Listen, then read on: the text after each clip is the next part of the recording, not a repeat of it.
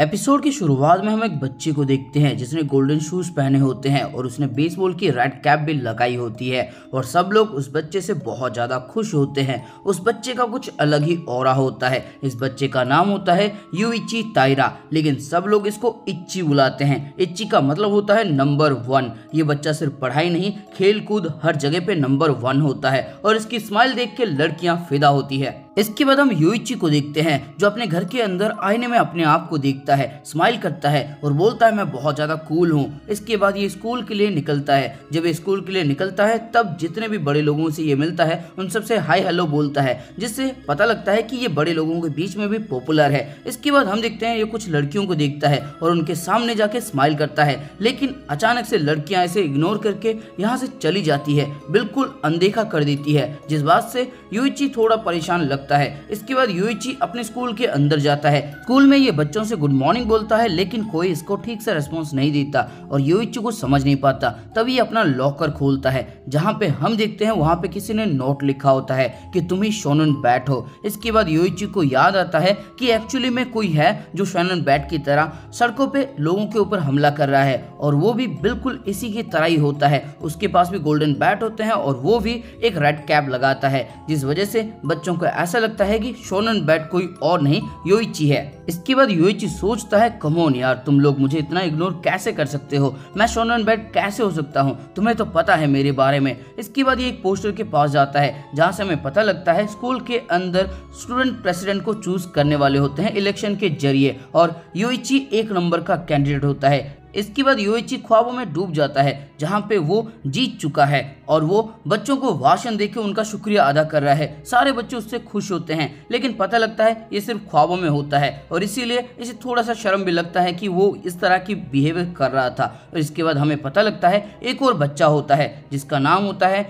शुगो उशियामा और ये भी एक कैंडिडेट है स्टूडेंट प्रेसिडेंट के लिए। उशियामा एक गरीब फैमिली से आता है, पढ़ाई में अच्छा है, लेकिन मोटा होने की वजह से स्पोर्ट्स में वो बिल्कुल भी अच्छा नहीं है। यूइची उसके ऊपर शक करता है, उसे ऐसा लगता है जैसे उशियामा ने ही ये सारा कुछ किया होगा। उसे लगता है कि सब कुछ उसी का काम है, लेकिन तभी यहाँ पे उशियामा आ जाता है और गुड मॉर्निंग बोलता है। यूइची बोलता है गुड मॉर्निंग उशी। इसके बाद उशी इलेक्शन के लिए ऑल द बेस्ट बोलता है यूइची से और उससे हाथ मिलाता है और यूइची बोलता है जो बेस्ट होगा वही जीतेगा और दिल में सोचने लगता है जब तक मुझे कोई प्रूफ नहीं मिलता कि ये सारा काम तुम्ही ने किया है तब तक के लिए मैं तुम्हें अकेला छोड़ता हूँ, लेकिन मुझे कम आंकने की गलती मत करना बेवकूफ कहीं के। इसके बाद एक क्लासरूम के अंदर जाता है जहाँ पे उसे फिर से इग्नोर किया जाता है, लेकिन यूइची सोचता है मैं एक हीरो हूँ, मैं अपना सर फकर से ऊंचा रखूंगा। लेकिन तभी इसकी नजर पड़ती है इसके डेस्क के ऊपर जहाँ पे लिखा होता है ये तुम ही हो, तुम्हें तो मर जाना चाहिए। इसके बाद यूइची सोचता है ये काम भी जरूर उशी का होगा, ये काम उसी का हो सकता है। वो उशी को देखता है जो स्माइल कर रहा होता है, जिस वजह से यूइची को काफी ज्यादा गुस्सा आता है। इसके बाद हम देखते हैं डिटेक्टिव सागी के पास पहुंच चुके होते हैं और बोलते हैं ये रुमाल तो तुम्हारा है ना, कावाजो ने बताया था कि तुमने इसे नीचे गिरा दिया था, जब वो तुम्हारा पीछा कर रहा था तब उसके ऊपर अटैक हो गया, लेकिन ये सब कुछ बहुत अचानक से हुआ, इसीलिए उसने ठीक से अटैकर को नहीं देखा है। क्या तुमने अटैकर को देखा है? इसके बाद सागी बोलती है कितनी बुरी बात है, अब मुझे इसे धोना पड़ेगा। इतना सुनने के बाद बूढ़े डिटेक्टिव को गुस्सा आता है और वो बोलता है मिस सागी मुझे माफ करना, मैं तुम्हारी बेइज्जती करना नहीं चाहता, लेकिन तुम दोनों इंसिडेंट में शामिल हो, इसीलिए जिसने तुम्हारे ऊपर अटैक किया था शायद तुम उसे जानती होगी, क्या तुम किसी के बारे में सोच पा रही हो? लेकिन सागी एकदम चुप रहती है और तब ये बूढ़ा डिटेक्टिव बोलता है मैरूमी तुम कैसी हो, तुमने तो देखा होगा ना अटैकर को, है ना, तुम भी तो वहीं पे थी। इसके बाद सागी बोलती है क्या ये ठीक है?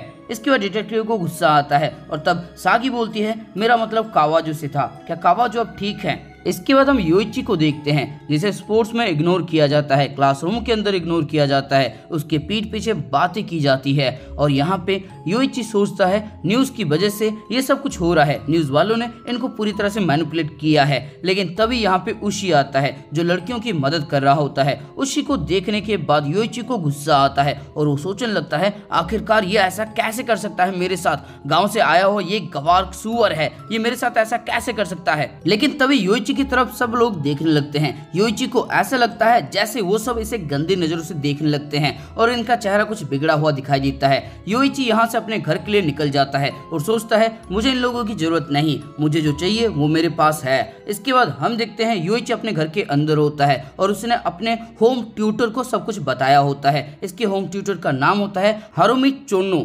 इसके बाद हारुमी बोलती है क्या मैं तुम्हारी मॉम को ये बातें बता दूं, लेकिन योइची मना करता है। तभी योइची की मॉम भी रूम के अंदर आ जाती है जो इन दोनों के लिए कॉफी लाई होती है और इनकी बातों से हमें पता लगता है नेक्स्ट संडे को योइची का बर्थडे है।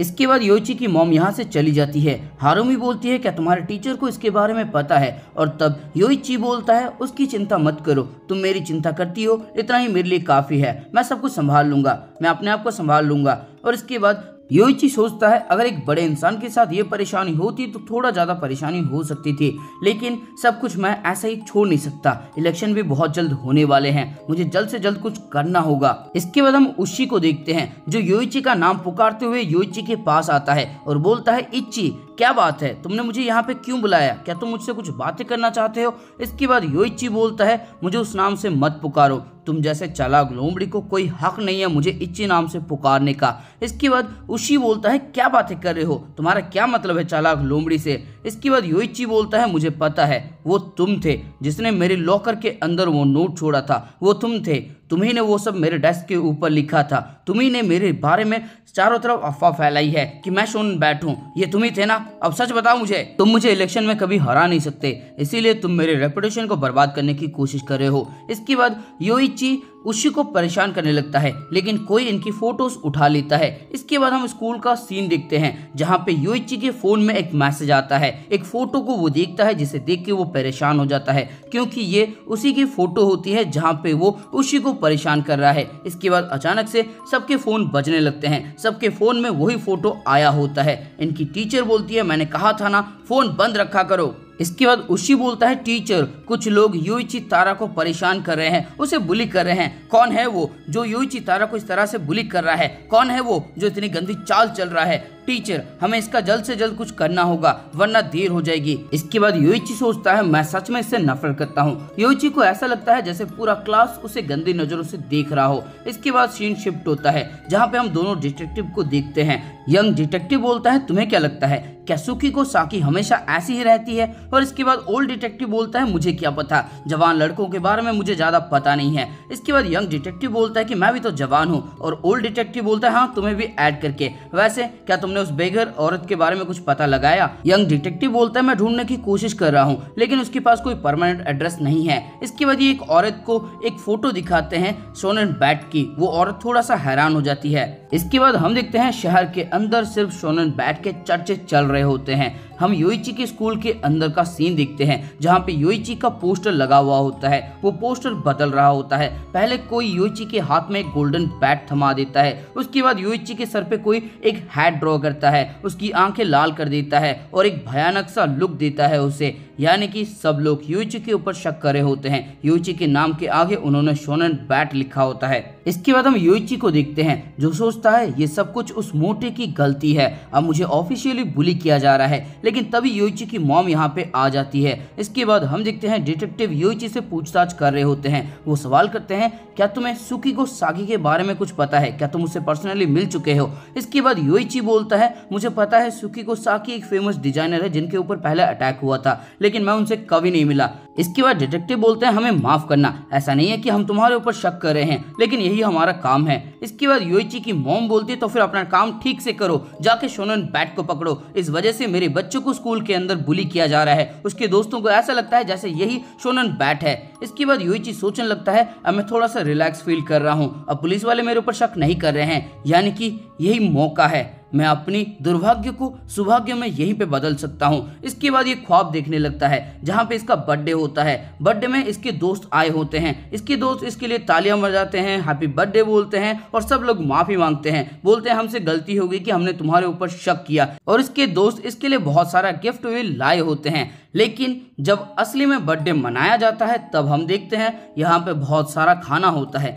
बड़ा सा केक होता है, लेकिन सेलिब्रेट करने के लिए कोई नहीं होता। इसके बाद हम देखते हैं योइची अपना गोल्डन बूट फेंक देता है और गुस्से में सोचता है कि मेरे साथ ही क्यों। इसके बाद हम देखते हैं योइची का पोस्टर पूरी तरह से फाड़ दिया गया होता है। योइची ने एक रोबोट बनाया होता है, उसे भी किसी ने तोड़ दिया होता है और योइची का जो सपना था स्टूडेंट काउंसिल का प्रेसिडेंट बनना वो चूर चूर हो चुका होता है। योइची सोच रहा होता है कि क्यों मेरे साथ ही क्यों? शोनन बैट से तो मेरा कोई लेना देना है ही नहीं, तो मेरे साथ ऐसा क्यों हो रहा है? लेकिन तभी यहाँ पे उशी पहुंच जाता है जिसके हाथों में एक खजूर का पेड़ होता है। उशी योइची के साथ चलने लगता है और बोलता है पिछली बार जो कुछ भी हमारे बीच में हुआ था उसके लिए मैं बिल्कुल भी नाराज नहीं हूँ। योइची सोचने लगता है कि ये बेवकूफ खजूर का पेड़ लेके क्या करेगा। इसके बाद उशी बोलता है कि मुझे उम्मीद है कि शोनन बैट को जल्दी पकड़ लिया जाएगा ताकि लोग उसके बारे में भूल जाएं। मैं समझता हूँ कि तुम्हें कैसा फील हो रहा होगा। पिछले स्कूल के अंदर मुझे भी बुली किया जाता था, इसीलिए मैंने स्कूल बदल दिया। इसके बाद योइची सोचता है अपने साथ मेरी तुलना मत कर, लेकिन उशी चपर चपर करता हुआ आगे चला जाता है और योइची पीछे रह जाता है। योइची सोचता है काश इसके ऊपर अभी शोनन बैट अटैक कर देता, शोनन बैट इसकी धुलाई क्यों नहीं करता। और इसके बाद ये फिर से अपने ख्वाबों में डूब जाता है जहाँ पे इसने शोनन बैट को पकड़ लिया है, जिस वजह से पूरी शहर की पुलिस वगैरह वगैरह मीडिया वाले सब इसकी तारीफ कर रहे हैं। बच्चे इसके लिए तालियां मार रहे हैं और इसे पूछते हैं कि तुम्हें कैसा लग रहा है। ये बोलता है कि मैंने तो बस अपना कर्तव्य किया है, लेकिन मेरे दोस्त को चोट लग गई और ये दुखी हो जाता है, जिस वजह से बाकी सब लोग इसकी तारीफें करने लगते हैं। लेकिन तभी शोनन बैट इसके सामने से गुजरता है और वो उशी के ऊपर अटैक कर देता है। योइची चिल्ला के बोलता है मैं तो किस्मत वाला हूँ और वो शोनन बैट का पीछा करने लगता है। शोनन बैट बहुत तेजी से आगे बढ़ रहा होता है। योइची बोलता है रुको, मैं तुम्हें पकड़ लूंगा, और फिर से अपने ख्वाबों की दुनिया के अंदर जाता है जहां पे इसकी तारीफें की जा रही होती है। लेकिन तभी शोनन बैट अचानक से रुक जाता है। वो बिल्कुल इसी के स्टाइल में अपनी कैप को पकड़ता है और स्माइल करता है। इससे ऐसा लगता है जैसे ये खुद ही स्माइल कर रहा हो। इसके बाद शोनन बैट यहाँ से चला जाता है। योइची कुछ भी कर नहीं पाता। इसके बाद सीन शिफ्ट होता है जहाँ पे सागी न्यूज देख रही होती है और उसे पता लगता है शोनन बैट ने एक छोटे बच्चे के ऊपर भी अटैक किया है। इसके बाद सागी बोलती है शायद मैंने इसे पहले भी देखा है, और तब मैरुमी बोलता है कि नहीं तुम सिर्फ इमेजिन कर रही हो। इसके बाद सागी बोलती है मैरुमी तुम्हें भी तो याद होगा, और मैरुमी बोलती है तुम बहुत ज्यादा सोच रही हो, ये बहुत पहले की बात है। ऐसा कैसे हो सकता है कि तब वो जैसा दिखता था अभी भी वैसा ही दिखता है? ऐसा नहीं हो सकता, ये बहुत अजीब बात है, तुम भी बहुत अजीब तरह से बिहेव कर रही हो, ये बहुत पहले की बात है, अब इस बात को भूल जाओ, ये सारी की सारी शोनन बैट की गलती है। इसके बाद सीन शिफ्ट होता है। हम देखते हैं उशी को जो अस्पताल के अंदर होता है। उसके माँ बाप उसे देखने के लिए आए होते हैं और यहाँ पे डिटेक्टिव भी होते हैं। इसके बाद ओल्ड डिटेक्टिव बोलता है चलो यहाँ से चलते हैं। यंग डिटेक्टिव बोलता है कहाँ पे जाना है। इसके बाद हम देखते हैं दद्दू ने कैलकुलेशन कंप्लीट कर लिया होता है और उनका आंसर आता है 1, यानी कि इच्ची। इसके बाद हम योइची को देखते हैं जो बेसबॉल में एक बढ़िया सा शॉट मारता है और स्माइल करता है। सब लोग इच्ची का नाम पुकारने लगते हैं, लेकिन पता लगता है योइची अपने आप की डीवीडी देख रहा होता है और बोलता है मैं बहुत ज्यादा कूल हूँ। लेकिन तभी योइची की मॉम बोलती है योइची क्या तुम्हें स्कूल नहीं जाना? आज तो इलेक्शन का दिन है, तुम्हें लेट हो जाएगा। लेकिन योइची बहुत डरा हुआ होता है। वो एक जगह पे छुप जाता है और सोचता है नहीं मैं नहीं जाऊंगा। उशियामा के ऊपर जब अटैक हुआ तब मैं उसके पास था, सबको पता है कि मैं उससे नफरत करता हूँ, अगर मैं स्कूल जाऊंगा सब लोग मेरे ऊपर शक करेंगे। इसके बाद रियलिटी बैंड होती है। योइची की मॉम बोलती है योइची दरवाजा खोलो, और योइची की मॉम इसे अजीब से दिखने लगती है और बोलती है चलो स्कूल जाने का वक्त हो चुका है। योइची डर जाता है और बाहर भागने लगता है। बाहर योइची के पड़ोसी बोलते हैं देखो ये रहा शोनन बैट। योइची यहाँ से भी भागने की कोशिश करता है, लेकिन कुछ और लोग बोलते हैं देखो ये रहा शोनन बैट, ये मर्डरर है, यही है वो इंसान, ये डरपोक है, ये बहुत बुरा इंसान है। योइची अपने कान पकड़ लेता है और बोलता है कि नहीं ये सच नहीं है। यहाँ से भागने की कोशिश करता है, तभी ये टकरा जाता है डिटेक्टिव से और डिटेक्टिव बोलते हैं मुझे पता था ये तुम ही हो, है ना शोनन बैट। इसके बाद योइची चिल्ला के बोलता है मैं शोनन बैट नहीं हूँ और यहाँ से भाग जाता है। लेकिन तभी वो देखता है असली शोनन बैट को और ये चिल्ला के बोलता है देखो सब लोग देखो यहाँ पे असली शोनन बैट है। लेकिन जब ये पीछे मुड़ के देखता है तो वहाँ पे कोई नहीं होता और शोनन बैट इसके ऊपर अटैक कर देता है। दोस्तों यहाँ पे शोनन बैट ने सच में अटैक नहीं किया होता योइची के ऊपर। योइची सब कुछ हेलुसिनेट कर रहा होता है। योइची बहुत ज्यादा डिप्रेस हो चुका होता है। उसके साथ जो घटना घट रही होती है वो बहुत ज्यादा डिप्रेस होता है, बहुत मायूस होता है। इसी वजह से ये बहुत ज्यादा ही हेलुसिनेट कर रहा होता है। और दोस्तों इसी के साथ ये एपिसोड भी हो जाता है खत्म। दोस्तों वीडियो थोड़ा सा रेगुलर नहीं आ पा रहा है और आगे 3-4 दिन तक भी रेगुलर नहीं आ पाएंगे, उसके लिए मुझे माफ करना। लेकिन इसके आगे के वीडियोस के लिए इस वीडियो को लाइक कर दो, कमेंट करके कुछ भी अच्छा सा लिख देना और साथ में अपने दोस्तों के साथ शेयर कर देना ताकि इसके एपिसोड को मैं जल्द से जल्द ला पाऊं। और साथ में अगर चैनल पर नए हो तो फिर चैनल को सब्सक्राइब करो, उसके बाद घंटा या फिर घंटी जो भी दिखेगा उसे बजा देना। और अगर ऐसा नहीं करोगे तो मैं शोनन बैट को तुम्हारा एड्रेस दे दूंगा।